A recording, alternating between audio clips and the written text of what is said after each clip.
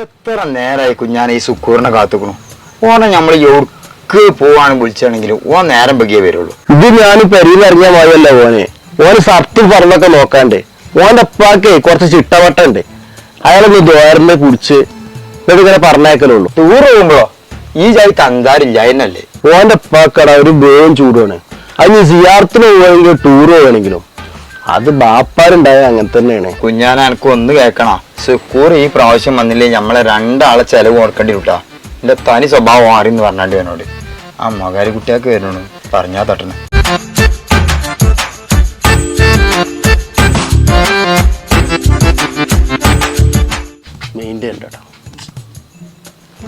അതിപ്പോ നമ്മളെ കുട്ടികളാണല്ലോ. എവിടെ നിൽക്കണം നിങ്ങൾ തിമേരത്തിന്റെ അപ്പുറത്തം കഴിഞ്ഞു വരാ? എവിടെ ഇപ്പൊ നിങ്ങൾ കഴിഞ്ഞു? ഞാൻ ആ തന്ത കൊത്തിയേക്കിട്ടാ. അയാള് പറഞ്ഞാ തട്ടുന്ന ടൂറ് കൊള്ളാൻ തോന്നുന്നു. എനിക്ക് തട്ടൂല, ഞാൻ കറുത്ത തൊപ്പിയട്ടെ. അങ്ങനെ ചിച്ചും തട്ടൂല, കറുത്ത പാൻ്റാണിച്ച്.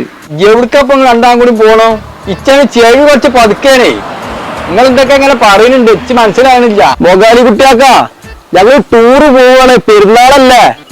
ആ വീരാക്കാരെ ചക്കര കാത്തുക്കാണ്. ടൂറ് പോകാണില്ലേ? ആ എവിടക്കപ്പൊ തീരുമാനിച്ചേക്കണു? ഞങ്ങളെ കുളുമാലിക്കാണ് പോണ്ടേ. ആ അവിടുത്തെ പെരുത്ത് കാണാനുള്ളത്. ഞാൻ 8-9 കൊല്ലം ആൽമണക്കോട്ട വെച്ച തലാണ്.